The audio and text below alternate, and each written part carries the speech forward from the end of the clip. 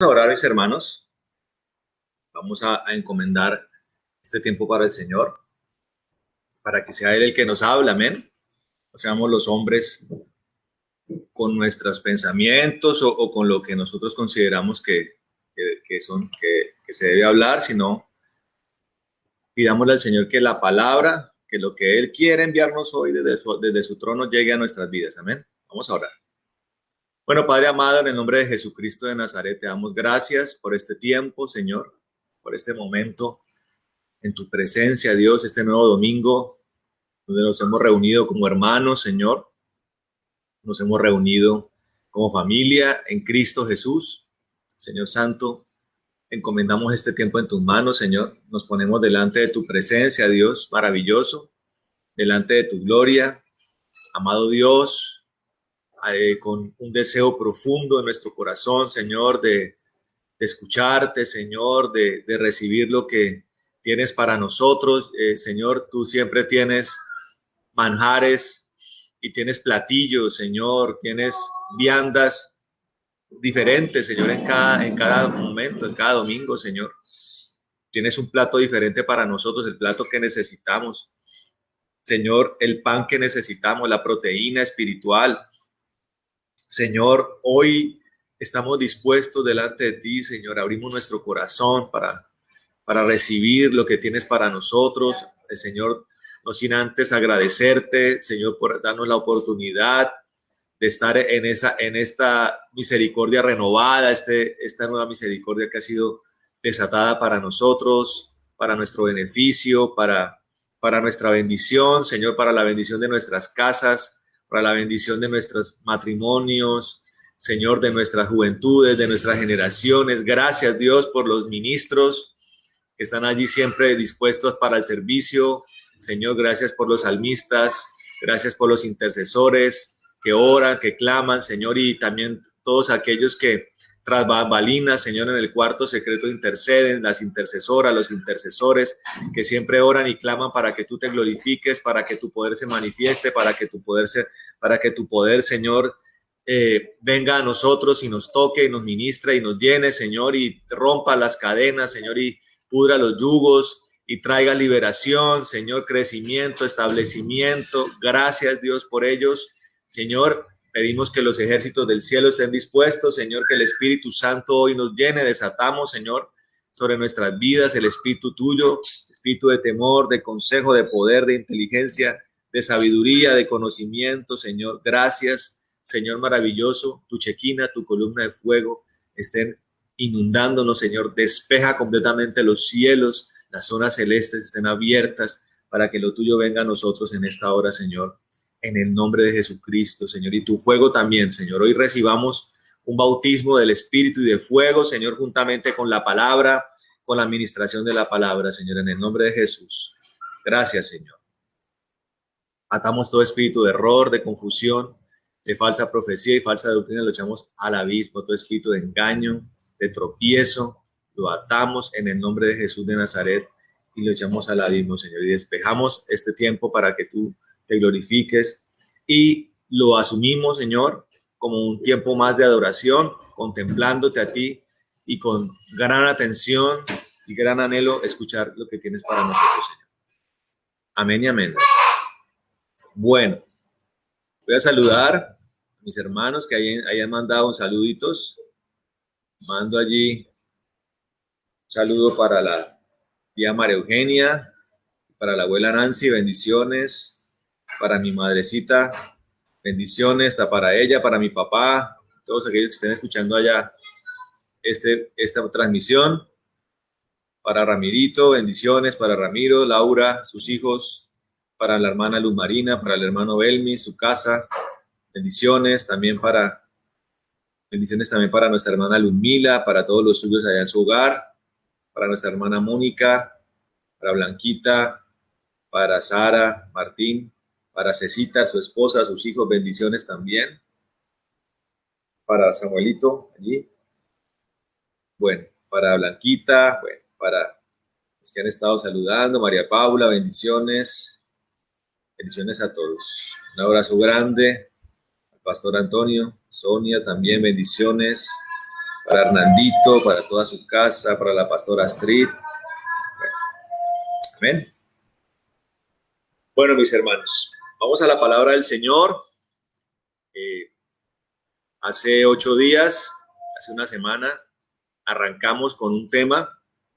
Ya hemos visto el tema acerca de 4 pilares que toca ir demoliendo, que eran los 4 pilotes de la altivez, del orgullo, del control, del prejuicio. Espero que, hermanos, estén trabajando en ello todos ustedes.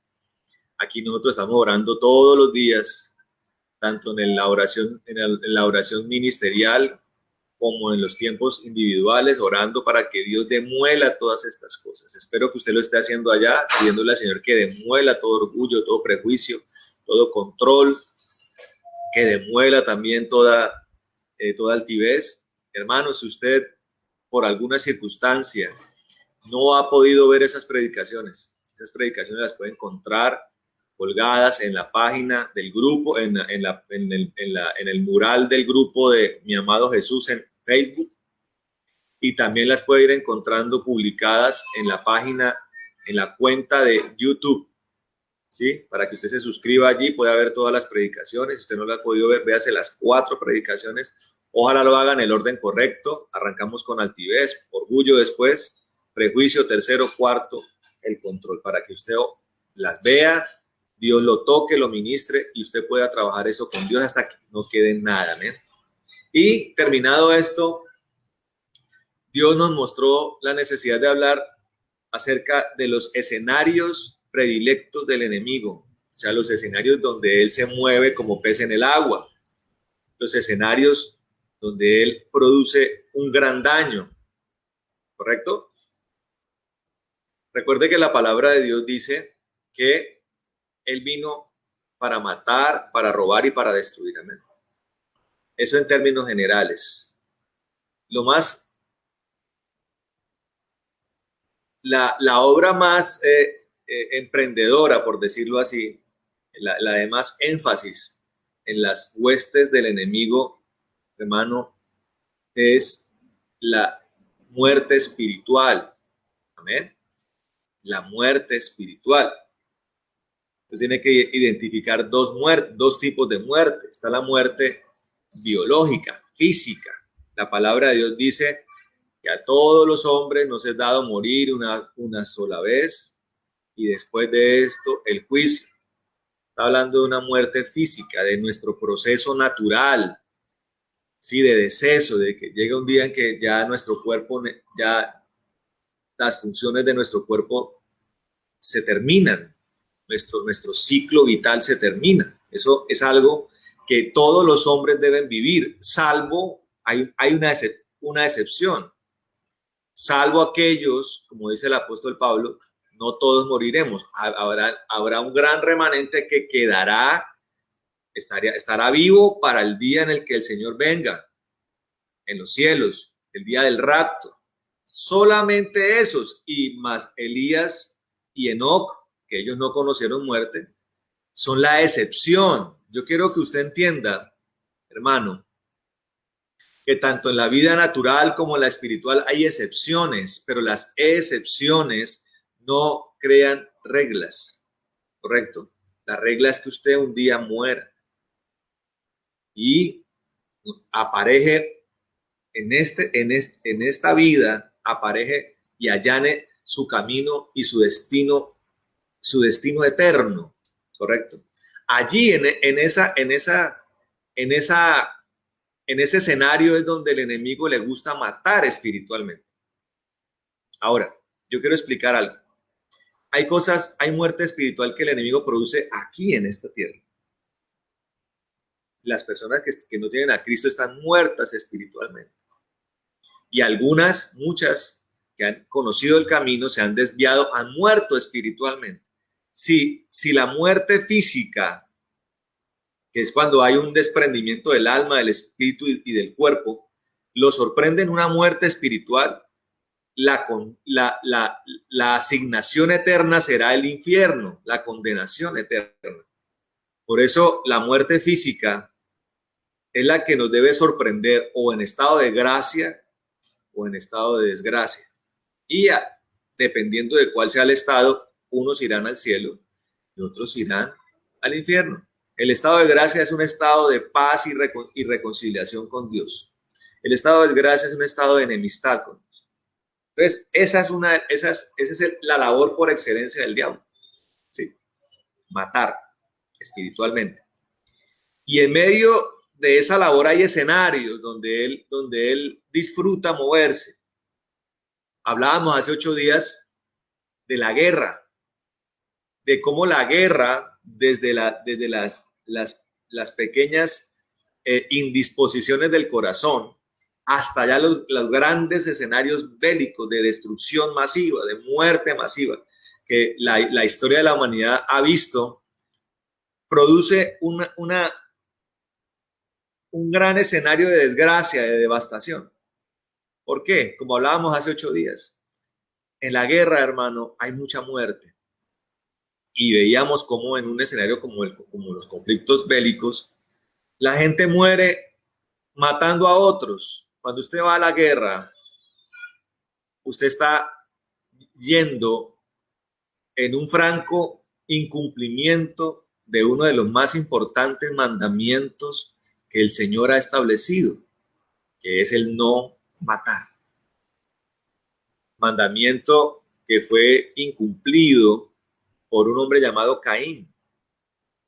Caín, cuando teniendo envidia y rabia y resentimiento contra su hermano, especialmente por haber lo bueno delante de Dios, un día lo lleva aparte al campo y lo mata.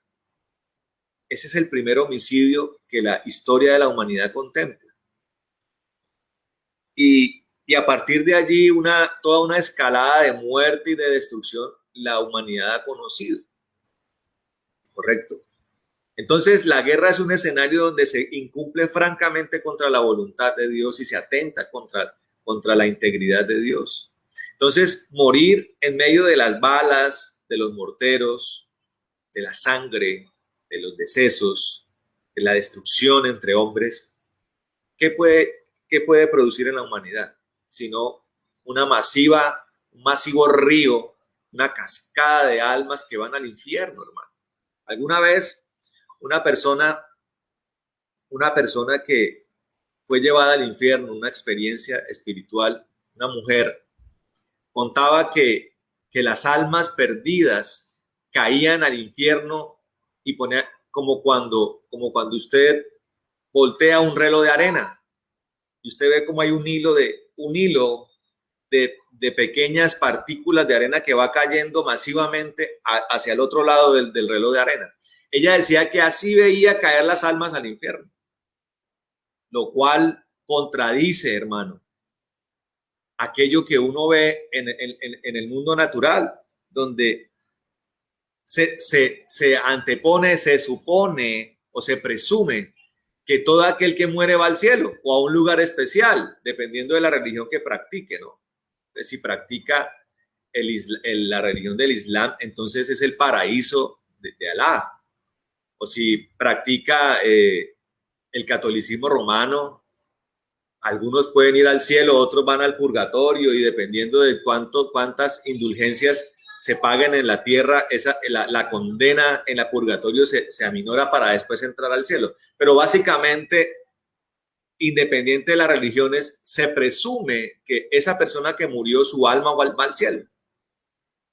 Pero lo que esta mujer vio fue un río de personas que van al infierno, que caen y caen y caen y caen. Póngase usted a pensar cuántas personas a diario en la tierra mueren por diferentes circunstancias, por guerras, por enfermedades, por muchas razones. Las personas mueren todos los días. ¿Y cuántas de esas van al cielo, hermano? ¿Y cuántas van al infierno? Si nosotros pudiéramos mirar las cifras, una de las cosas que más se reproduciría en uno sería el deseo de que la gente conozca del Evangelio. Porque la predicación, el testimonio de Cristo, hermano, es el que va a permitir que las personas tengan una oportunidad de reconciliarse con Dios. Por eso a las guerras mandan capellanes, laicos, sacerdotes, pastores, para que vayan y oren por los soldados enfermos, los soldados agonizantes, para que si acaso tengan una pequeña oportunidad de en ese momento de muerte poder reconciliarse con Dios. Pero muchas veces los corazones son tan duros, hermano, y los pecados son tan enormes que la gente no le alcanza el tiempo, hermano. Y yo medito en algo.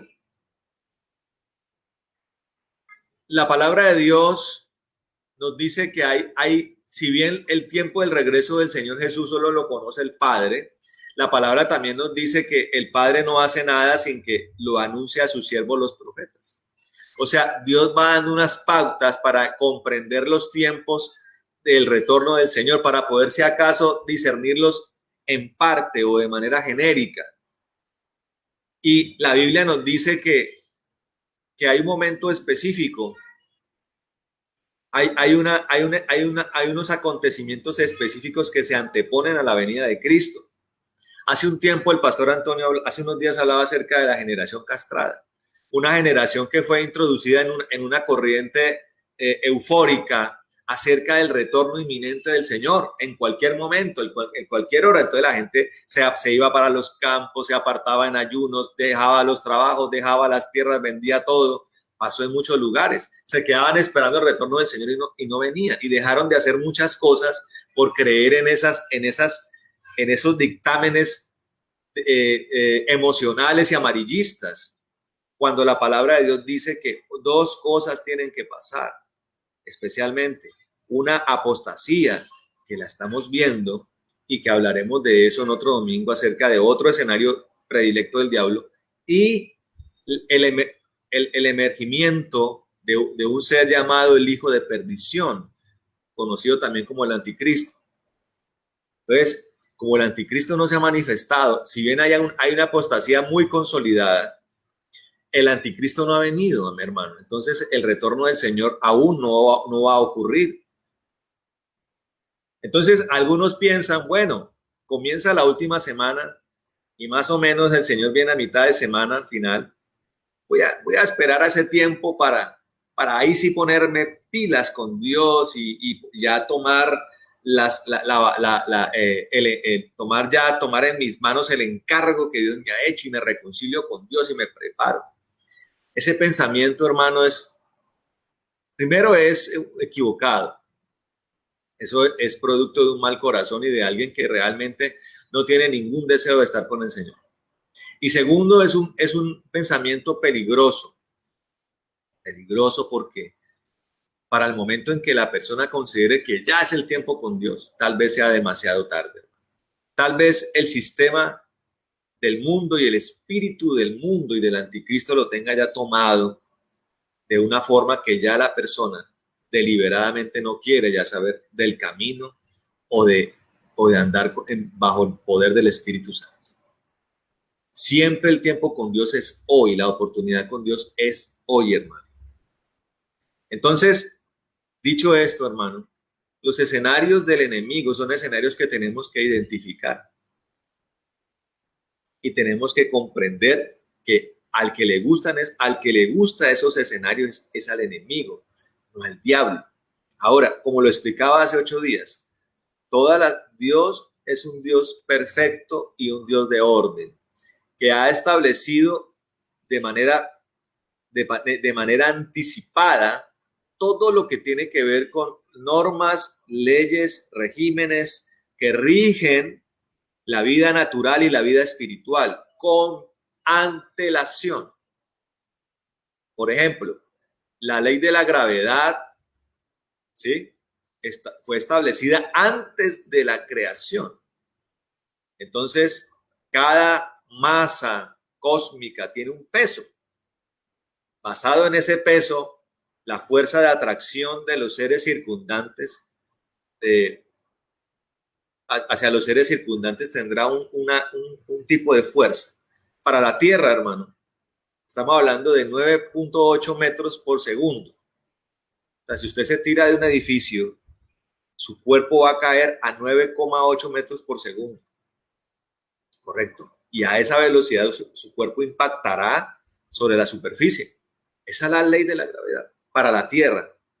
Diferentes para todos los demás seres, perdón, para todos los demás, para todas las demás estructuras del universo, planetas, estrellas, en fin. Eso lo creó Dios con antelación. Sí, el ciclo del agua, el ciclo del oxígeno, ¿correcto? El tiempo de crecimiento de las plantas, el tiempo de crecimiento de un mamífero, todo Dios lo creó con anterioridad. Los efectos de la presión sobre la tierra, todo eso el Señor con antelación a la creación lo creó. Espiritualmente también lo hizo el Señor. Puso normas y consecuencias del cumplimiento y del incumplimiento de esas normas espirituales. La desobediencia, por ejemplo, con antelación, se estableció que la desobediencia tenía un efecto. ¿Quién lo padeció? Lo padeció un ser llamado Luzbel o Satanás. Él, habiendo tenido el sello de perfección, un día se halló en su corazón maldad, dice el libro de Ezequiel. Y eso tuvo un efecto, una destitución del reino de los cielos. Pasar de una vida eterna a una muerte espiritual y una futura condenación eterna. Él y todos los ejércitos de ángeles que con él se levantaron contra Dios. Para el hombre también fue igual. Antes de la creación del hombre se colocó que si la ley de que si se comía del fruto del árbol del conocimiento de lo bueno y lo malo, si lo comía el hombre desobedeciendo a Dios tendría un efecto. Antes de la creación del hombre. ¿Cuál fue el efecto? La destitución del Edén y pasar de un estado de inmortalidad a un estado de mortalidad, que es hasta el día de hoy el que biológicamente o físicamente vive el hombre. ¿Correcto? Dios siempre estableció reglas, incluso antes de la creación del mundo, conociendo el futuro en una virtud que tiene el Señor que se llama la presciencia, estableció que como el hombre iba a incumplir ante él y que los sacrificios provisionales de la ley de Moisés no iban a funcionar. Estableció un sacrificio perfecto en la cruz del Calvario, desde antes de la fundación del mundo, lo dice la palabra, para que todo aquel que crea en él no se pierda. Escucha bien, ¿sí? Ley y efecto del cumplimiento de esa ley, para que todo aquel que en él crea, no se pierda. O sea, si usted cree en Cristo, desde antes de la fundación del mundo, se estableció la consecuencia de que tendrá vida eterna. Y, por ende, el que no crea en Jesús como alternativa por excelencia de reconciliación y de salvación, entonces tendrá el efecto contrario, que es la confirmación en su condenación. Y la palabra de Dios dice, mas el que no ha creído ya ha sido condenado. Dice, por cuanto no han creído al Hijo de Dios. Dice, por cuanto venida la luz al mundo, los hombres amaron más las tinieblas que la luz. Ya desde antes, esos efectos, esas recompensas, esos beneficios y los efectos de la desobediencia, las consecuencias, las sanciones, ya estaban establecidas. Entonces, algo como la guerra no era el plan de Dios original. Eso viene siendo un efecto de la desobediencia de Dios, hermano. Él es un Dios de paz. O sea, su pretensión inicial siempre será la paz, la tregua, la reconciliación. Él nos ha dado el ministerio de la reconciliación a nosotros, para que seamos sus heraldos, ministros y entes de la reconciliación en la tierra. O sea, nosotros no estamos para hacer guerra con los hombres. La palabra de Dios dice en Efesios 6, nuestra guerra no es contra carne ni sangre. ¿Ven? Tenemos que tener esto claro. Y eso viene ¿de dónde? Del corazón de Dios. Él no quiere tener contienda con el hombre, además porque Dios entiende que una contienda con el hombre, el único que va a salir perjudicado es el hombre, porque Dios es invencible. Ese es uno de los nombres de Dios, el Dios invencible. El Dios, además, es el Dios todopoderoso. Nadie puede contra él. Entonces Él es el Dios de paz. La guerra es un escenario que aparece como consecuencia de la desobediencia y del rechazo a la propuesta de paz que Dios tiene con los hombres. Pongamos un ejemplo. El pueblo de Israel está caminando por el desierto. Moisés tenía una misión. Cuando un pueblo se atravesaba en el camino hacia la tierra prometida, Moisés tenía una propuesta de paz. Déjenos pasar acá, nosotros vamos hacia la tierra de Canaán, hagamos paz con ustedes porque estamos de paso, queremos paz con ustedes. Algunos reyes y ejércitos no tomaron esa propuesta con buenos ojos y se enfrentaron contra Israel. Algunos, como Amalek, atacaron la retaguardia de Israel. Dios dijo, les ofrecí la paz, no la quisieron, y fuera de eso atacaron la retaguardia. Por eso Dios le hizo una asignación de juicio especial a Amalek, que viene a ser cumplir, que viene a ser a tratar de ser ejecutada en el reinado de Saúl, cosa que Saúl hace mal y se convierte en una de las razones por las cuales Saúl es desechado, correcto. Pero en términos generales comprendemos que la guerra es un efecto del pecado y de la desobediencia del hombre. No es el plan original de Dios. Y el día de hoy, hermano, hay un par de cosas por las que quiero también mencionar y que son escenarios en los cuales el enemigo le gusta moverse tremendamente, que son el hambre y la enfermedad. El hambre y la enfermedad. Y así como la guerra no es el plan original de Dios, sino un efecto de la desobediencia del hombre, el hambre y la enfermedad también son consecuencias de la desobediencia del hombre. Claro está que vienen por normatividades predispuestas por Dios, predestinadas por Dios, porque Dios es justo y la justicia se dictamina para bien como para mal. Amén. Por eso ahí entendemos cuando el salmista dice que lo bueno y lo malo viene de Dios. Claro que sí. ¿Qué quiere decir el salmista? El proverbista también lo dice. Lo bueno y lo malo viene de Dios. Quiere decir, las consecuencias buenas provienen del Dios todopoderoso, del Dios justo. Las consecuencias malas también provienen de él, pero se activan dependiendo de mi obediencia o de mi desobediencia. Por eso, hermano, para nosotros, como hijos de Dios, siempre, todos los días, tenemos que recalcarnos a nosotros mismos. El evangelio tiene que ser predicado tiene que ser predicado a nosotros mismos y tiene que ser aplicado inicialmente en nosotros. Amén.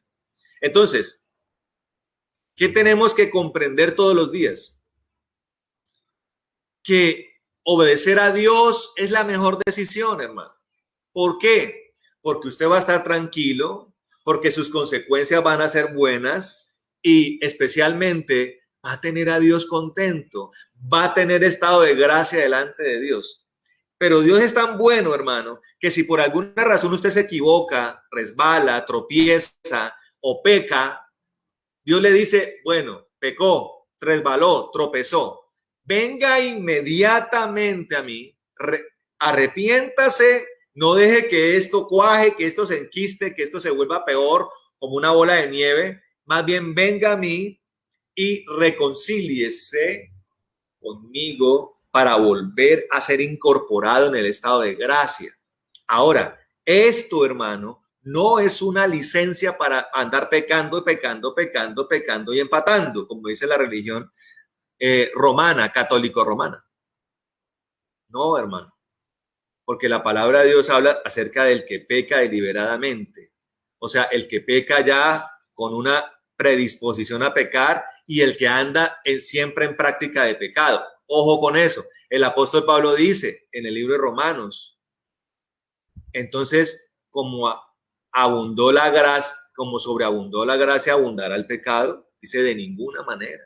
La gracia está allí abundante, pero no es una habilitación para que usted ahora ande pecado. El deseo de Dios con usted es que usted sea una persona correcta, recta, obediente, de buen corazón, de corazón limpio, de mente aprobada, que presente su cuerpo en sacrificio vivo todos los días, amén. Su vida a Él todos los días, en cada momento, en cada pensamiento, en cada actitud, en cada responsabilidad, en cada oficio, en cada itinerario, siempre pensando en Dios, en obedecer a Dios, en agradar a Dios, cuando ve la televisión, cuando trabaja, cuando estudia, cuando ora, cuando camina por la calle, en todo, hasta en los escenarios más íntimos y en los cuales los hombres no lo pueden verlo. Ahí tiene usted siempre que obedecer a Dios para recibir los beneficios. Lo bueno viene de Dios cuando se obedece. Lo malo de Dios viene cuando se desobedece.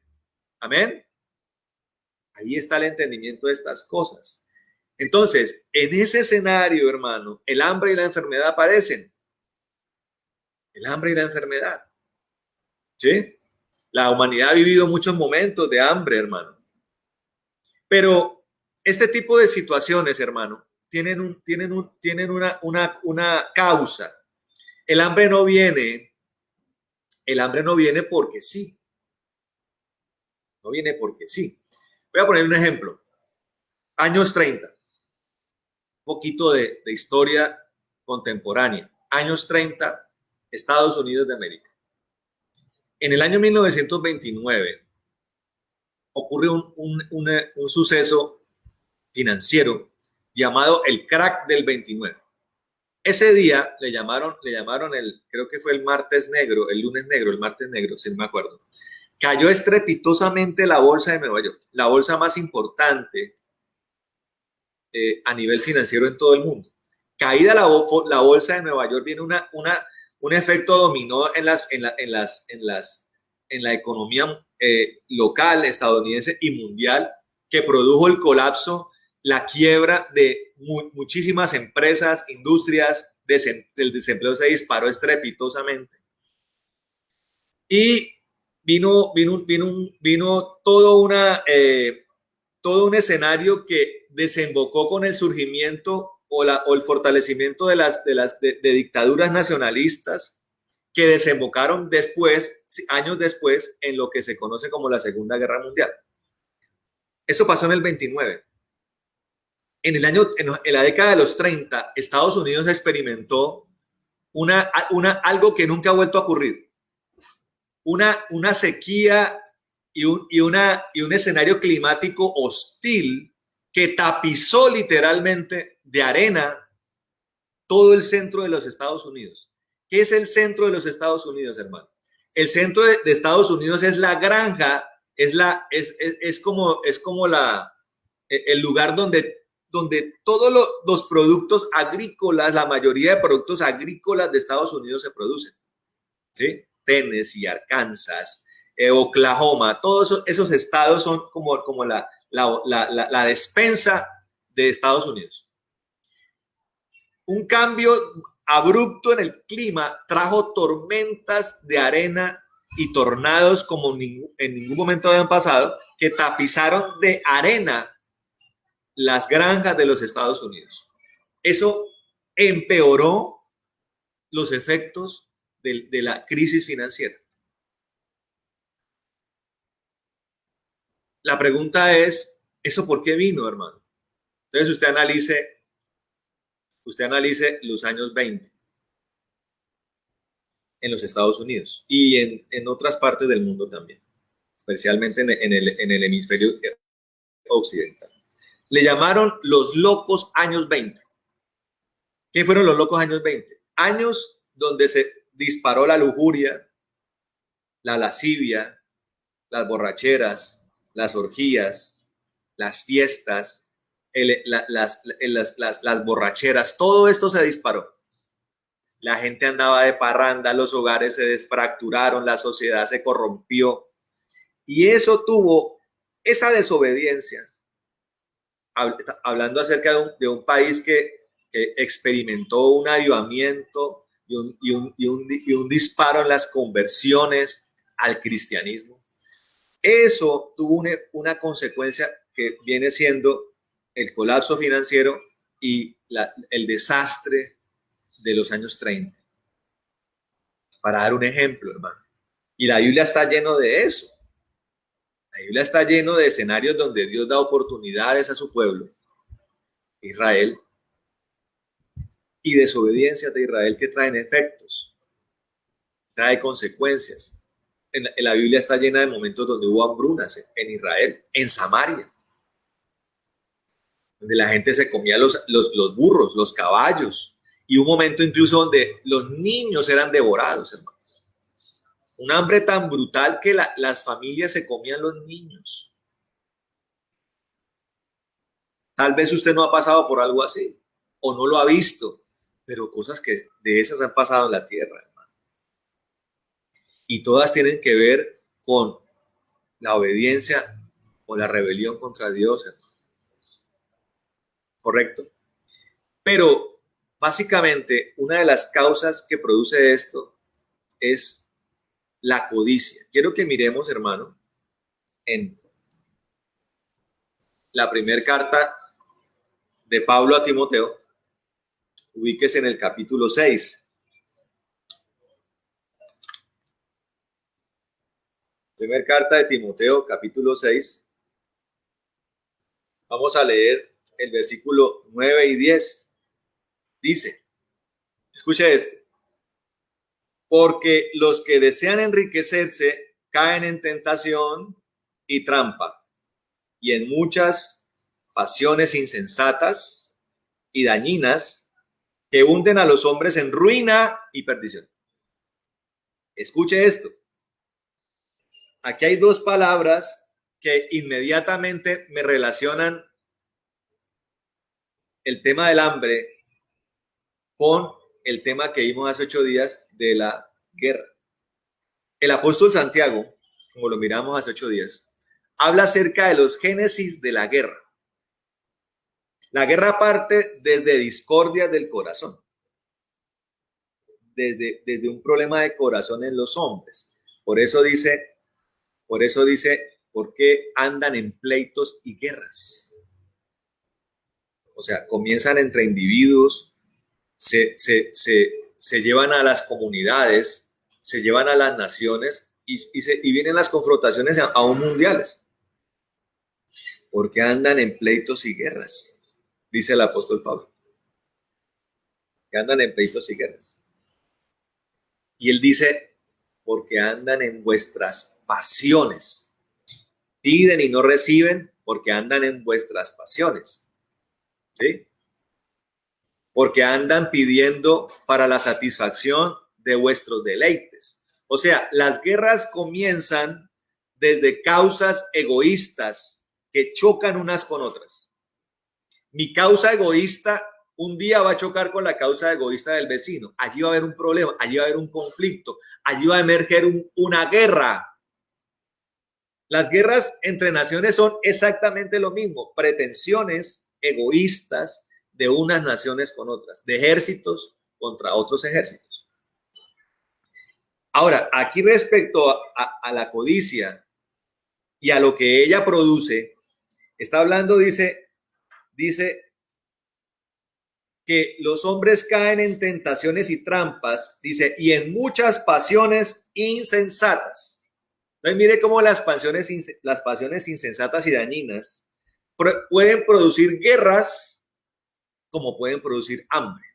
Ahora, si usted analiza las causas económicas de la guerra, hay un concepto que se llama el espacio vital mínimo.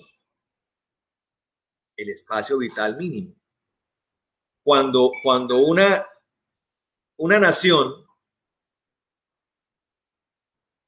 no administra bien sus recursos, su material humano, y empieza a desarrollar un estilo de vida ostentoso, codicioso, avariento, los recursos autónomos comienzan a ser insuficientes y comienzan a mirar los recursos del vecino como algo tentador, como algo digno de ser tomado y arrebatado.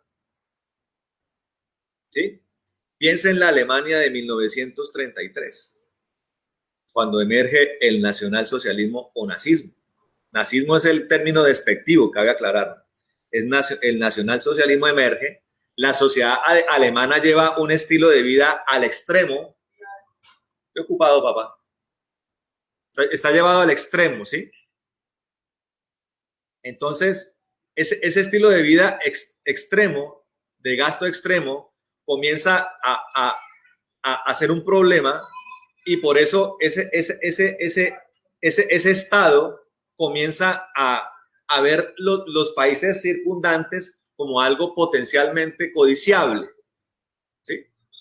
Entonces, mediten esto, mediten esto. ¿Cómo es el estilo de vida de las personas hoy? ¿Cómo es el estilo de vida? ¿Cómo es el estilo de vida de la persona de Occidente especialmente? Siempre quiere más y más. Ya tiene lo suficiente, ya se le ha desbordado, pero quiere más para gastar en deleites, para gastar en cosas innecesarias, como dice el apóstol Santiago, gastar en cosas innecesarias. Ya mi capacidad de adquisición no es suficiente. Necesito arrebatar por medios ilícitos y conflictivos lo de otros. Y el otro también está en eso. Ahí comienzan las guerras. Ahí aparecen las pasiones insensatas y dañinas, dice esto, que hunden a los hombres en ruina y perdición. ¿Qué es el sinónimo de ruina? El sinónimo de ruina es pobreza, escasez. Y esos escenarios desembocan en el hambre. No hay despensa, la alacena se secó, hay hambre, aparece el hambre. Otro me quitó lo que yo tenía, me dejó sin nada. Aparece el hambre, aparece la perdición. Hombres codiciosos, dice acá, dice la palabra del Señor. Y dice en el versículo 10, miren esto. Ahora, escuche esto. Esto es importante que lo entienda. Porque el amor al dinero, estamos hablando de la codicia, es raíz de todos los males. Entonces mire cómo lo que causa las guerras es esencialmente lo que causa también el hambre. Codicia, amor por el dinero, por la capacidad adquisitiva. Mediten esto. ¿Cómo está el pueblo de Dios? ¿Para qué está utilizando el evangelio? ¿Para qué está utilizando la vida cristiana? Mediten esto. Hay muchos, hermanos, que incursionan en la vida cristiana y en el cuerpo de Cristo como una forma de enriquecer su estatus. Si la gente tuviera de frente escenarios como el cristianismo del avivamiento de Puerto Rico, que hubo en los años 80, 70, 80, 90, y ese evangelio radical de santidad, de oración, de clamor, de fuego, de apartamiento del mundo, la iglesia de hoy no lo vería con buenos ojos. Si la gente meditara en el avivamiento de la calle Azusa, también un avivamiento de milagros, de prodigios, de santidad, de arrepentimiento, o viera el evangelio que se predicaba a través de un hombre como Billy Graham, arrepentimiento, santidad, la iglesia de los Estados Unidos a comienzos del siglo XX, la iglesia de Nueva Inglaterra en los años 1800, 1700, el avivamiento de Gales, arrepentimiento, las predicaciones de John Wesley, las predicaciones de Jonathan Edwards, gente arrepintiéndose masivamente de su maldad, doblegando su corazón delante de Dios. Si la gente de hoy viera ese evangelio, ya no le serviría como un estatus social. Pero la iglesia cristiana de hoy se ha vuelto como un club, se ha vuelto como una fábrica, una oficina de referencia, Entonces se ha vuelto de moda ser cristiano o decir ser cristiano. Se ha vuelto de moda decir yo voy a una iglesia cristiana, pertenezco a tal congregación, a tal misión. Ya decir que no está en una iglesia cristiana ya es mal visto. ¿Tú no vas a una iglesia cristiana? Te falta fe. No te dejas bendecir de Dios. Y se ha vuelto no solamente una oficina de referente cristiano, de dar estatus cristiano, sino se practica allí, se predica y se practica un evangelio errado, un evangelio distanciado de las santas escrituras, un evangelio de posicionamiento social y financiero. O sea, un caldo de cultivo para que estas pasiones, para que estas disputas dañinas, codiciosas, tengan un desarrollo natural. Como es tu casa, uno va a las iglesias hoy y le preguntan a uno, ¿cómo es la casa que tienes? ¿Cómo es tu carro? ¿En qué universidad estudias? ¿En qué colegio tienes a tus hijos? ¿De dónde salió esto, hermano? ¿Y qué pensarían los apóstoles de la antigüedad de esto?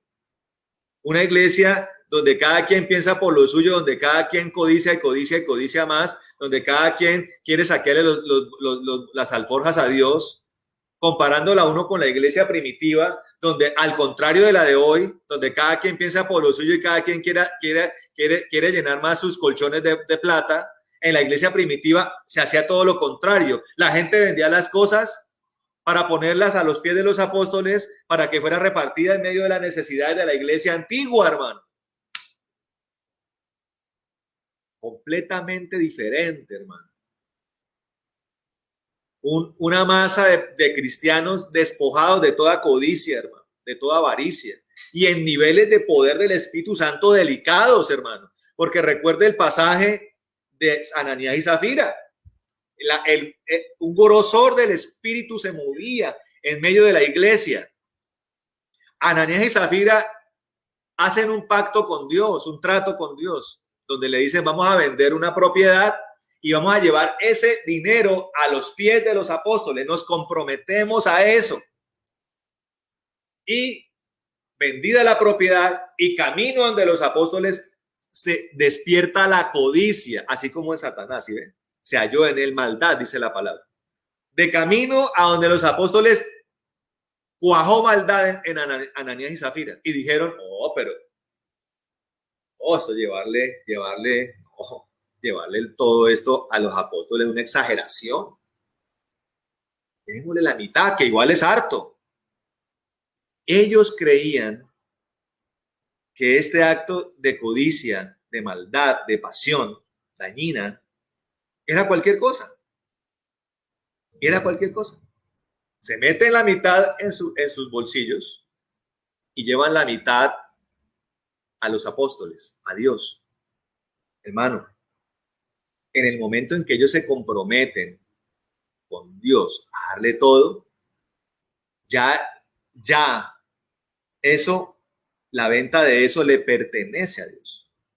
O sea, ellos robaron a Dios. Vas a pensar en esto. Ellos robaron a Dios. ¿Usted cree que robar a Dios no tiene efectos, hermano? Claro que sí.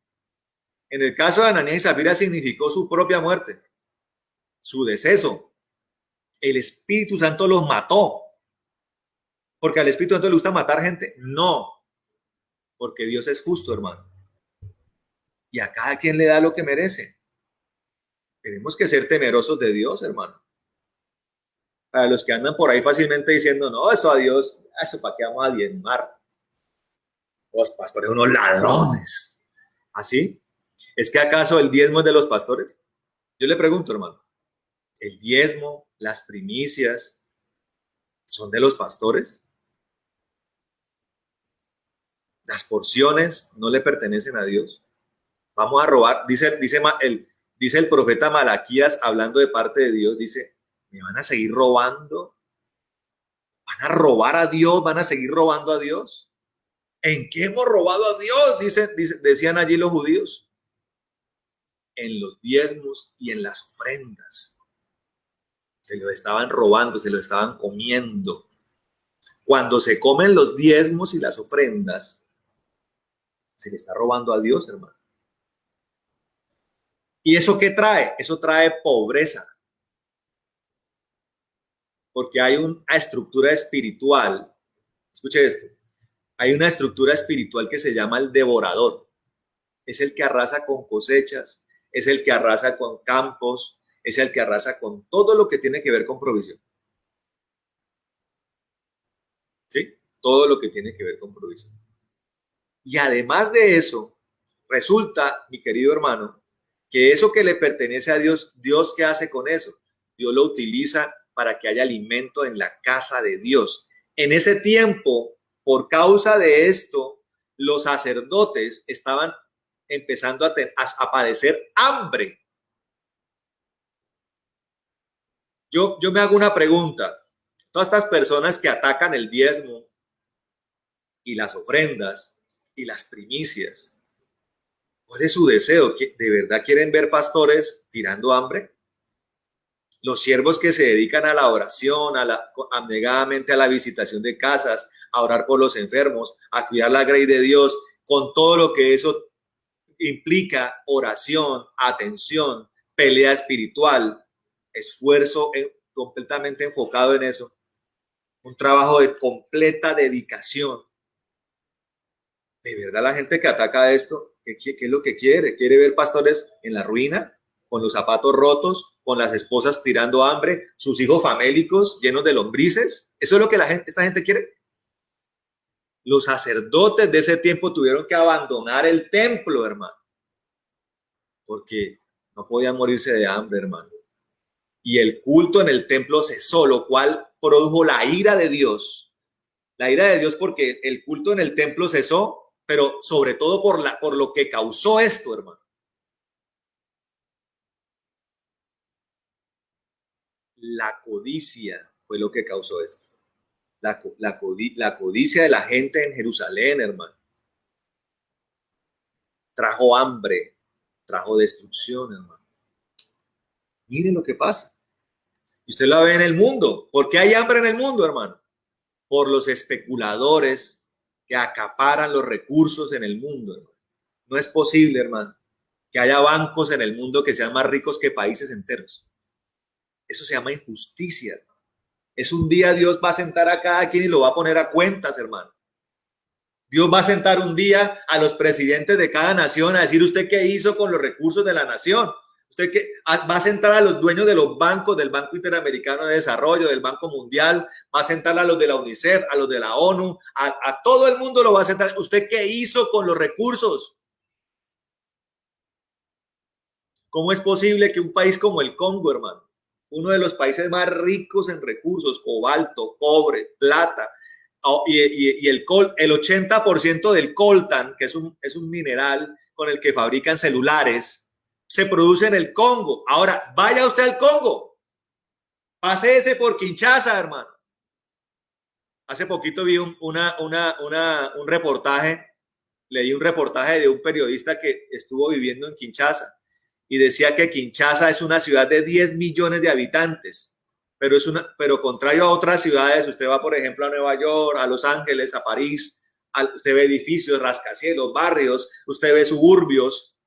Contrario a eso, en Kinshasa es una ciudad de 10 millones de habitantes, pero es una ciudad llena, repleta de cambuches, de casuchas de madera, de plástico. O sea, hay 10 millones de habitantes caminando en medio de la ruina, de la pobreza y de la desgracia más grande.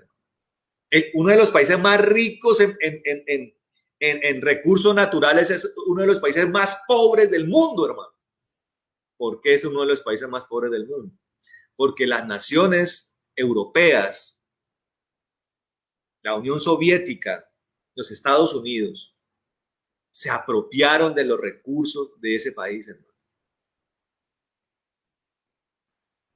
Lo desangraron, colocaron tiranos allí en esos países para que esos tiranos malvados y corruptos les otorgaran los recursos a las mineras, a las multinacionales de esas naciones. Esas mismas naciones, Holanda, Dinamarca, Alemania, Rusia, Estados Unidos, que hoy le dicen al mundo cómo se tiene que vivir y qué es lo bueno y son los policías del mundo. Ese es el mundo, hermano, injusto, desgraciado, que produce mucha riqueza para muchos y hambre y pobreza para muchos otros. Hermano. Ahí viene el hambre, de una desigualdad, viene de una desobediencia, viene de la codicia, de ahí viene el hambre, hermano. Y todo lo que eso implica, desobediencia a Dios, hechicerías, idolatrías. La desobediencia de Israel, hermano, traía desgracia a Israel. La idolatría, rechazar a Dios o darle la espalda a Dios traía desgracia, codicia, pobreza, una secuencia de eventos que traían maldición sobre Israel. Y juntamente, hermano, con el hambre viene la enfermedad. Vaya, mire dónde pululan las enfermedades, si en los países ricos o en los países pobres. Vaya, mire cuánta enfermedad ve uno en África. Las enfermedades más raras están en África. Un país lleno de gente con tumores, con cáncer, con enfermedades terribles como el ébola, como el SIDA, infecciones sanguíneas que no se ven en otro país del mundo, parásitos que no existen en otros países del mundo están en África, que producen enfermedades y plagas. ¿Ese es el plan de Dios original? No, ese es el efecto de la desobediencia, hermano. De la desobediencia. Quiero que miremos lo que dice el profeta Amós en el capítulo 2. Profeta menor, uno de los profetas menores, profeta Amós, dice lo siguiente. Capítulo 2, versículos 6 y 7, dice, así ha dicho el Señor, por 3 pecados de Israel y por 4 no revocaré su castigo, porque venden por dinero al justo y al pobre por un par de zapatos. Codician hasta el polvo de la tierra que está sobre la cabeza de los empobrecidos y trastornan el camino de la gente humilde. Un hombre y un hijo tienen relaciones con la misma joven, profanando así mi santo nombre. Mire cómo aquí en medio de todo eso hay cuánta corrupción, hermano. Adulterio, fornicación, idolatría, codicia, esclavitud. La desobediencia trae todas estas desgracias, hermano. Uno mira a África, en el África está sumado todas las consecuencias de la maldad, todas las plagas habidas y por haber allí ocurren. Y a eso súmele una degradación moral. Ahora, usted va a Europa, usted dice, no, todo está bien, pero no todo está bien. La degradación moral de Europa no tiene comparación. No tiene comparación. Mucha gente habla, por ejemplo, de Finlandia. El mejor sistema educativo es el de Finlandia. La mejor cobertura social está en Finlandia, en Suecia. Curiosamente, estos países que son dizque la cúspide de la sociedad tienen los más altos índices de suicidio del mundo. Los niveles de alcoholismo de Finlandia rompen récords, hermano. Japón, un país que el mundo dice es la maravilla del mundo, la gente se suicida masivamente. ¿Usted cree que eso es producto de que las cosas estén haciéndose bien? En los Estados Unidos, el país de la libertad, tiene la 4ª parte de la población carcelaria del mundo, el país de la libertad, que tiene que la Estatua de la Libertad en la capital del mundo. Tiene 1 de cada 4 presos del mundo está en Estados Unidos. Ahora usted dice, pero ¿qué pasa? Estados Unidos tiene apenas el 5% de la población mundial, pero tiene el 25% de los presos del mundo. ¿Sí? El mismo Estados Unidos donde todavía se matan entre blancos y negros. Porque es negro, matan al negro porque es negro. Ahora, el hispano que llega a Estados Unidos le va mal doble porque lo aborrecen los blancos y también los negros lo aborrecen. Entonces hay tres bloques de confrontación, blancos, negros, hispanos en Estados Unidos, en este momento. A todo el que sueña que Estados Unidos es la maravilla y me quiero ir para allá. Y ahora como de China, las asiáticas también. Hace poco. Correcto. Ahora, escuche esto, hace poco nuestro hermano Javier, que está en Estados Unidos, que ministra los viernes, nos contó que él pasaba por una calle y un grupo de gente de color le tiró una gaseosa en la cara. Sí, sin haber hecho nada. Estamos en ese mundo, hermano. Y la gente en la iglesia tiene referentes morales equivocados. La iglesia de la prosperidad aquí en América dice que la iglesia cristiana debe vivir como vive el rico o el de clase media en Estados Unidos. Resulta que si el mundo entero hoy viviera el estilo de vida de los Estados Unidos, los recursos de la tierra energéticos se acabarían en 13 días. Los Ángeles, California, la segunda ciudad más grande de los Estados Unidos, tiene más carros que habitantes. ¿Se cree que eso es lo que Dios quiere, hermano? Es hacia esa dirección que tenemos que apuntar. Es hacia ese nivel de corrupción que trae toda esta desgracia, pecado, maldad, pobreza, hambre, enfermedad. Hace poco viéndome un video acerca de la historia de la conquista española y de la colonización española, resulta que una de las enfermedades que trajeron los españoles y europeos a América fue la sífilis, que mató un pocotón de indígenas. Ellos trajeron la gripe común, para la cual no estaban preparados los indígenas de América. Trajeron la sífilis, la viruela, y eso mató un pocotón de personas. ¿Usted sabe de dónde viene la sífilis? La sífilis viene de los hombres tener relaciones sexuales con las ovejas. Ya los europeos allá en sus ranchos, en sus pastales, consumidos por la corrupción, se acostaban con las ovejas. Y las ovejas, de las ovejas se transmitió un virus, que es el virus de la sífilis. ¿Usted sabe de dónde viene el SIDA? El SIDA viene de gente perversa que un día decidió tener relaciones con chimpancés, orangutanes y con gorilas. Esas relaciones ilícitas transmitieron un virus que es es el causante de la mayor pandemia hasta el día de hoy en la Tierra, en toda la historia, el SIDA. Está aterrado del COVID.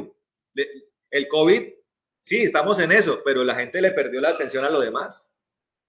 Yo quisiera que siquiera revisara en este año y casi año y medio de pandemia, han muerto como 2.200.000 personas. Yo quisiera que usted meditara cuántas personas han muerto de SIDA en esa cantidad de tiempo.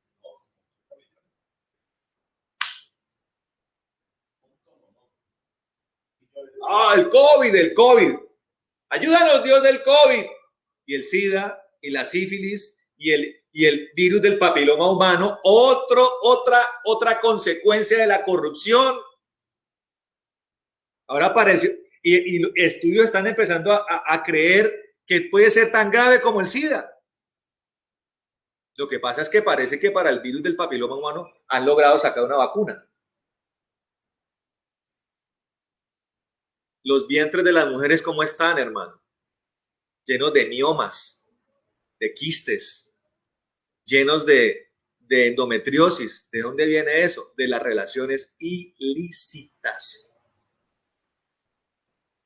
De haber mujeres que tienen enfermedades en su vientre por haber introducido objetos extraños en su cuerpo, dispositivos para tener vidas sexuales desenfrenadas. A las cosas hay que llamarlas como son, hermano. ¿Cuántas enfermedades tienen los hombres en sus genitales, en su sangre, por la perversión sexual, hermano? Ahí están los efectos del hambre y la enfermedad. Vienen por la desobediencia, hermano.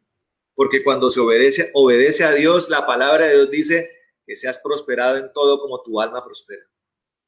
La palabra de Dios dice que Él es el Dios de la provisión. Claro, Dios tiene que afianzarlo en la fe y vendrán a veces pruebas, pero son circunstanciales, provisionales.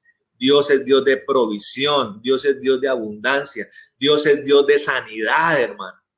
Siempre trae la salida. Cuando vino el hambre en las tierras de Canaán, ¿a Abraham le faltó? No. Cuando vino el hambre en la época de José en tierra de Canaán, como efecto de la desobediencia de todos esos pueblos, ¿Dios se encargó de Jacob o no? Sí. ¿Dios no se encargó de Elías en tiempos de sequía y de hambre en Israel? ¿Dios no se ha encargado de su pueblo, hermano? En toda la historia, ¿no se ha encargado de su pueblo? Hermano, la palabra de Dios nos enseña que Él es nuestro proveedor. Y también la palabra de Dios nos enseña que Él es nuestro sanador. Ese sí es su plan original. Quiere vernos con nuestras alacenas llenas para estar nosotros bien, pero también para que compartamos con otros, para que le demos al que no tiene, para que ayudemos al hermano que está pasando por una crisis, para que hagamos actos de misericordia, amén. Y también es nuestro sanador. La palabra de Dios dice que Él es nuestro sanador, que por la llaga de Jesús somos sanados. La palabra de Dios dice, si hay algún enfermo en medio de ustedes, vaya a los ancianos de la iglesia, que ellos imponiendo manos por los enfermos, se orará por los enfermos y los enfermos sanarán, dice. Dios no es Dios de enfermedad. Estos mismos que critican el diezmo, no sé, dogmáticos de la Biblia, teólogos raros de la Biblia, también dicen que la enfermedad es normal. Si usted se enferma, bueno, fue porque Dios quiso eso. Y ya, y toca conformarse, porque ya sanidades no hay. Y algunos dicen eso es del diablo. ¿Cómo, hermano? Si usted se enferma, Dios lo acompañará en su convalecencia hasta que esa enfermedad le haga dar un paro cardíaco y se va para el cielo. ¿Cómo es la cosa, hermano? ¿No hemos visto cientos y miles de sanidades? Y vamos ahorita a pasar a creer que la enfermedad es algo normal en nosotros y vamos a tomarlo como algo normal. No vamos a orar hasta que eso cambie, no vamos a orar hasta que esa realidad se transforme, hermano. Vamos a hacer la iglesia de los votos de pobreza, vamos a hacer la iglesia de los votos de hambre. Es que tirar hambre es de Dios. ¿Cómo? El hambre es la consecuencia del pecado y de la maldad. Pero el hambre no es la voluntad principal de Dios, hermano. Dios es el Dios de los manjares, hermano. Dios es el Dios de la abundancia, de que en su mesa haya comida para usted, para su familia, para sus hijos. Dios quiere que su pueblo no padezca hambre, hermano. Y Dios levantará a personas con inteligencia, con dones, con talentos, para que se prepare para los tiempos difíciles, como levantó a José. Porque los tiempos difíciles vienen, hermano. Vienen los tiempos difíciles. Siempre vendrán, pero Dios levantará personas para utilizarlas para sobrellevar esos tiempos difíciles. Y escuche esto, y aún con todo y eso, Dios es Dios de lo sobrenatural. Dios es Dios de lo sobrenatural. Cuando vino el avivamiento en Guatemala, en estos países de Centroamérica, muchas historias narran que mientras las fincas de los impíos estaban arrasadas, las fincas y tierras de los cristianos brotaban los mejores frutos, hermano. Los mejores pastos, el mejor maíz, los mejores frutos, hermano. Las mejores reses, las mejores cabras, las mejores ovejas las tenían los cristianos, hermano. ¿Será casualidad, hermano? ¿No será la voluntad de Dios desatada allí, hermano? Pero Dios, ¿qué quiere? Un pueblo obediente. Dios quiere un pueblo que no sea codicioso. Dios quiere un pueblo que no se desborde en su estilo de vida, hermano. Yo lo invito a que usted hoy examine su vida y diga, Señor, ¿en qué estoy exagerando? ¿En qué se me está pasando la mano? ¿Será que todos los días hay que ir a comer al restaurante, hermano? Y son cosas que uno puede hacer de vez en cuando, rico, ir a comer a un restaurante, unos buenos mariscos, una buena carne con la esposa, con sus hijos.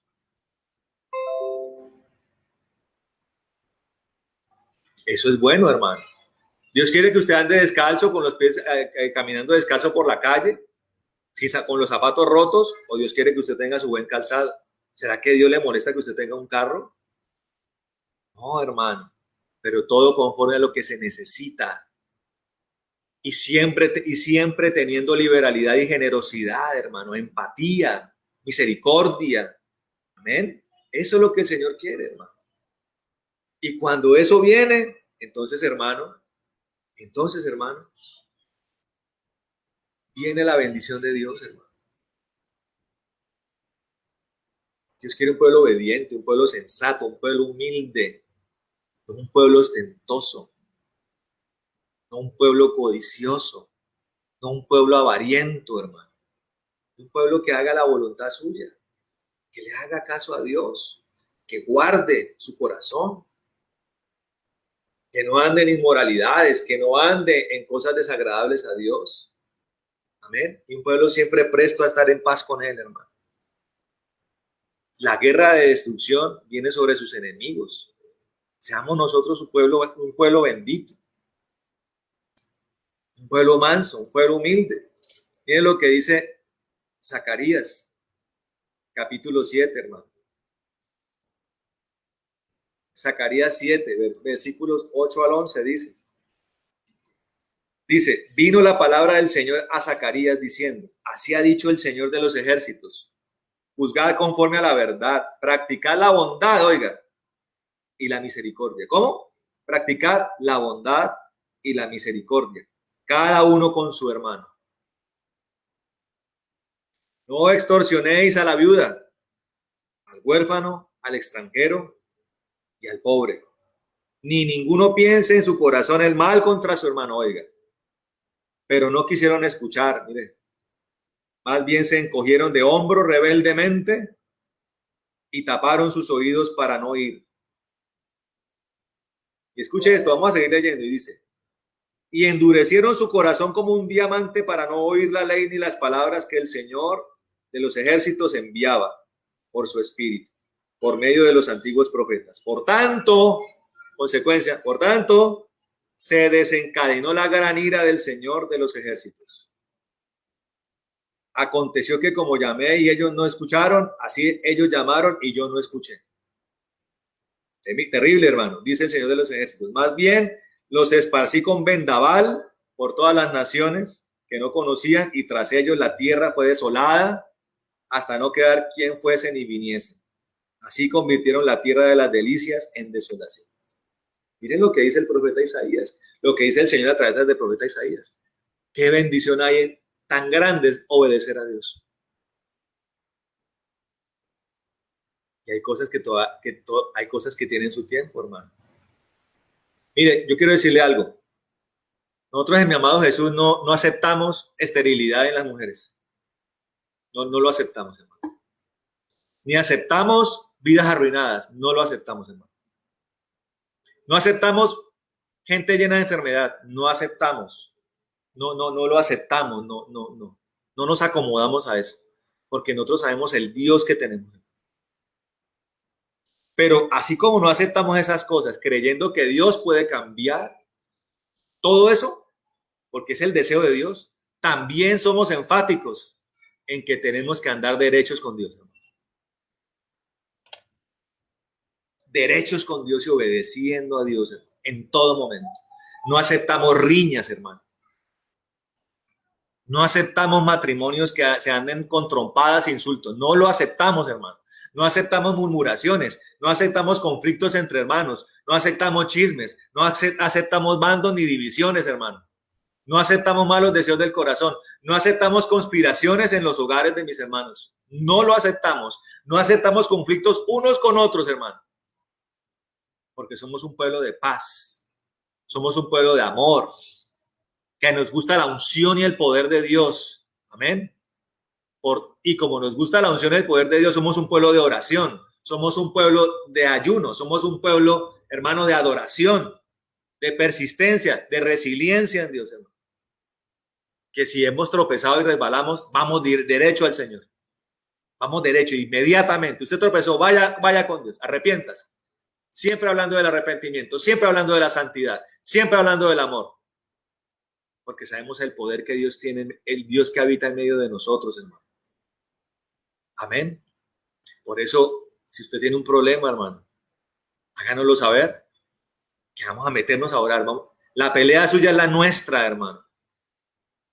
Pastor, me pasa esto, hermano, inmediatamente vamos a entrar a orar por esto, hasta que la situación cambie, hasta que Dios escuche, hasta que Dios responda, hermano. Y es más, oramos a Dios para que los efectos de la iniquidad que vienen de nuestros antepasados se rompan en nosotros. No aceptamos consecuencias de lo que otros hicieron, porque además la palabra dice que cada quien responderá por su pecado, hermano. Los padres responderán por sus pecados y los hijos responderán por sus pecados. Amén. Entonces, váyase usted dando cuenta de dónde viene la guerra, hermano. Y respóndase. Hay gente que tiene muchos cuestionamientos. Señor, ¿por qué la guerra? Señor, ¿por qué el hambre? Señor, ¿por qué la enfermedad? Por la maldad del hombre, por la desobediencia del hombre. Deje de andar cuestionando a Dios. Y más cuando a usted nunca le ha pasado nada de eso. Hay gente que no le ha pasado nunca nada y se queja de todo. Ay, el hambre en África, ni conoce a África. ¿Ya fue a llevar allá un plato de comida a África? ¿Sí? ¿Que por qué los niños con hambre? Ya fue, montó su fundación, está ayudando a apaciguar el hambre del mundo. ¿Y por qué las enfermedades? Ya fue y visitó a los leprosos. Ya fue. Le puso la mano a un leproso y oró por él. Ya fue. Ya fue a las cárceles. Usted que es la mata de la empatía, ya fue, hizo eso. Ya fue a una zona de tolerancia, oró por prostitutas, oró por proxenetas, por niñas esclavizadas sexualmente. Ya se sentó en el andén de una calle a darle de comer a un hambriento, a un indigente y a orar por él. Ya lo hizo. Hermano, entonces hay mucho por hacer. Y seamos, hermano, inconformes con todas las cosas y las obras de Satanás, hermano. No las toleremos. Ni las injusticias, hermano. Ni la perversión, ni el hambre, ni la enfermedad, ni las guerras, hermano. Oremos para que las naciones recapaciten, hermano, y vayan y se reconcilien con Dios, para que los presidentes de las repúblicas se reconcilien con Dios, para que los órganos estatales se reconcilien con Dios, para que la ciudadanía de los pueblos se reconcilien con Dios, para que los europeos dejen tanta perversión, que se ufanan de que son la mata de la civilización, para que vayan y dejen de andar en perversiones sexuales, en abortos, en drogadicción y una serie de maldades de una alta inmoralidad. Oremos para que la gente en África deje sus hechicerías. En África ha habido avivamientos, hermano, y hombres que han ido a pagar un precio allá, y millones de personas se han convertido. Oremos para que en los Estados Unidos, hermano, de una vez por todas se reconcilien entre ellos y se reconcilien especialmente con Dios. Oremos para que en Colombia dejemos de ser el país del Sagrado Corazón, hermano. Para que una vez más están lustrando las imágenes y los ídolos para sacarlos de la semana que viene, para seguir pecando contra Dios. Oremos por este país, para que se reconcilie con Dios, hermano. Oremos por Canadá, para que deje de andar con ese progresismo malvado. Oremos por Canadá, para que dejen de andar matando a los indígenas de Canadá, hermano. Eso no sale por las noticias, pero allá hay un genocidio en Canadá. Hermanos de Canadá, oren para que cese la matazón de indígenas en Canadá. En vez de andar matando a los indígenas de Canadá, predíqueles el evangelio. Las multinacionales matan a los indígenas para quitar las tierras. Y la gente que vive en Canadá está ciega, no sabe lo que está pasando. Aquí vino un evangelismo de muerte a través del catolicismo romano. Venía el cura con el crucifijo en la mano y al lado el conquistador para matar al indígena y para llenarlo de enfermedades. Eso fue lo que nos vendió la iglesia romana. Nosotros tenemos que hacer las cosas diferentes, hermano. Tenemos que orar por las naciones. Tenemos que actuar con misericordia, hermano, y ser la luz en medio de las tinieblas. Amén. Vamos a orar, hermano. Vamos a orar al Señor y encomendar todas estas cosas. Bueno, Padre bendito, venimos en esta hora dándote gracias por tu palabra, por sacar dudas, Señor, abrir los ojos, Señor. Yo veo, Señor, que había mucha venda en los ojos, escamas veo en los ojos, Señor. Ahora mismo, Señor, como cayeron las escamas de los ojos de Pablo, Señor. Caigan las escamas de mis hermanos. Caigan las vendas, Señor, en el nombre de Jesús. Ahora mismo, Rey de la Gloria. Y comience a resaltarse en nuestras vidas, Señor, la bendición de la obediencia. Con la obediencia viene la prosperidad, Señor. Con la obediencia viene la sanidad. Con la obediencia viene la paz, Señor. Es tan sencillo como eso. Espíritu Santo de Dios, en el nombre de Jesús de Nazaret, Señor, trae convencimiento de pecado, de justicia, de juicio, Señor. Trae el querer y el hacer, Señor. Que cada momento de nuestras vidas esté enfocado, inclinado a hacerte caso a ti, Señor.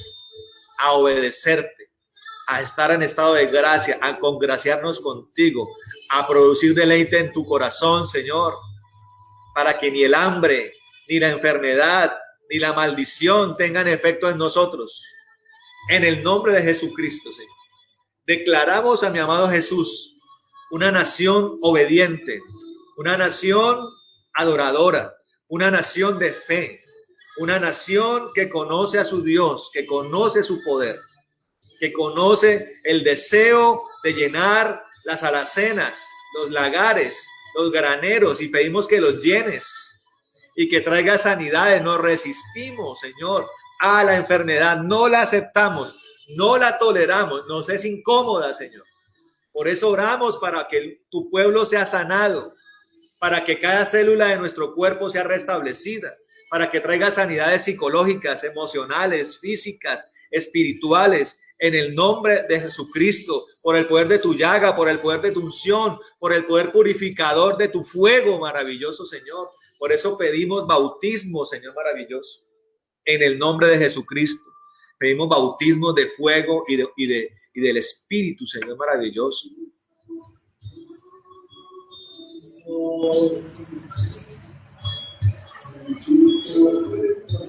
Pedimos una inundación de tu gloria, Señor. En el nombre de Jesucristo de Nazaret, llena las vidas, Señor, de mis hermanos. Señor, que la chequina, que la columna de fuego esté sobre ellos, maravilloso Dios, en el nombre de Jesús. Que el río de tu poder, Señor, el que brota desde tu trono, nos inunde, maravilloso Rey. Amado Señor, maravilloso Rey de la Gloria, Señor, una capacidad para agradarte siempre, Señor. Un pueblo sensato. Señor, desata tu espíritu, Señor, sobre nosotros. El espíritu de temor, Señor. Que haya temor en nosotros. Espíritu de consejo. Espíritu de poder. Espíritu de inteligencia. Espíritu de sabiduría. Espíritu de conocimiento. Tu plenitud, Señor. Mansedumbre, humildad. Que haya en nosotros benignidad, bondad, fe, templanza, maravilloso Dios. En el nombre de Jesucristo. Amor, Señor maravilloso. En el nombre de Jesús de Nazaret, desata tu poder en medio de nosotros, Dios de la gloria. Señor Santo, desata tu poder en medio de nosotros.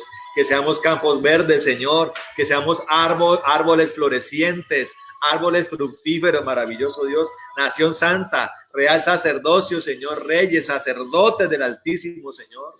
Que nuestros ganados crezcan, sean los más gordos, los mejores. Que nuestras tierras den lo mejor, Señor maravilloso. Que no falte el alimento en nuestra mesa, en nuestra alacena, Señor maravilloso, en nuestra despensa, Señor, en nuestro lagar, Señor, haya rebose del mosto, Señor, que en nuestro granero rebose el grano de todo tipo, Señor maravilloso. En el nombre de Jesús, que nuestros lugares de reserva exploten de tanta abundancia. En el nombre de Jesús. Pero lo que más haya sea amor por ti, Señor. Obediencia, amor entre nosotros, Señor. Que amemos a nuestro prójimo, Señor, y que nos amemos nosotros como tú nos has amado, Señor maravilloso. En el nombre de Jesucristo, Señor. Rompe las cadenas. Destruye los yugos. Rompe los cepos, los grilletes. Demuele la iniquidad, Señor. Demuele el orgullo. Te pedimos un golpe más. Sigue demoliendo esto. Demuele la altivez. Demuele el control, demuele el prejuicio en el nombre de Jesús de Nazaret. Maravilloso Dios. Señor, declaramos a mi amado Jesús una nación sin hambre, Señor. Declaramos a mi amado Jesús una nación sin enfermedad. En el nombre de Jesús. Atamos todo espíritu de ruina. Atamos todo espíritu de robo, todo espíritu de escasez, de pobreza, de miseria, lo atamos en el nombre de Jesús de Nazaret y lo echamos al abismo en el nombre de Jesús. Oramos para que traiga los beneficios de la obediencia, Señor, de los que diezman, de los que ofrendan, de los que dan con liberalidad, con generosidad. Reprende el devorador de sus vidas, abre las ventanas de los cielos para que haya abundancia y sobreabundancia. Amado Señor, en el nombre de Jesucristo de Nazaret, que prosperen en todo como sus almas prosperan, Señor. Que no haya justo desamparado ni hijo de justo que mendigue pan. En el nombre de Jesucristo. Y también, Señor, oramos para que toda enfermedad salga de los cuerpos. Sea destruida toda enfermedad en los cuerpos. Toda enfermedad quede clavada en la cruz del Calvario y todo espíritu de enfermedad quede atado y echado al abismo en el nombre de Jesús de Nazaret. Para la gloria de nuestro Dios, Señor. Gracias, Rey de la Gloria. En el nombre de Jesús. Señor, oramos por todo aquel que ha cumplido años, Señor, en este tiempo. Por Lara, Señor, y por todo aquel que ha cumplido años en esta semana. Por Javier también, nuestro hermano en Estados Unidos. Bendice a todo aquel que está celebrando un año más, Señor. Y pedimos, Señor, que sea un año lleno de tu bendición, lleno de tu conocimiento, lleno de tu prosperidad, lleno de la abundancia tuya, Señor. De la revelación tuya, del fuego tuyo, de tu presencia, del río de tu poder, Señor maravilloso, de caminos enderezados, de caminos bienaventurados. Bendice la entrada, la salida de mis hermanos, sus mentes, sus cuerpos, sus corazones, su alma sea bendita en el nombre de Jesús de Nazaret. Gracias, Dios maravilloso. En el nombre de Jesús de Nazaret. Gracias, Dios. Señor, oramos bendiciendo a todo este pueblo para que lo lleve, Señor, a sus casas, a sus aposentos, en bendición. Oramos como lo hizo Aarón, que tú los bendigas y nos guardes. Haga resplandecer tu rostro sobre nosotros. Ten de nosotros misericordia. Alces tu rostro sobre nosotros y pon en nosotros paz, Señor, en el nombre de Jesús, Señor.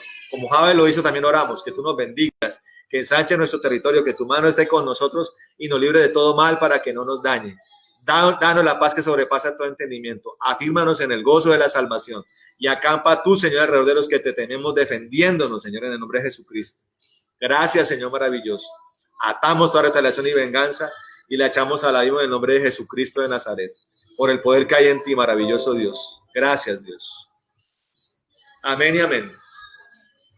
Bueno, mis hermanos, Dios les bendiga. Les amamos mucho.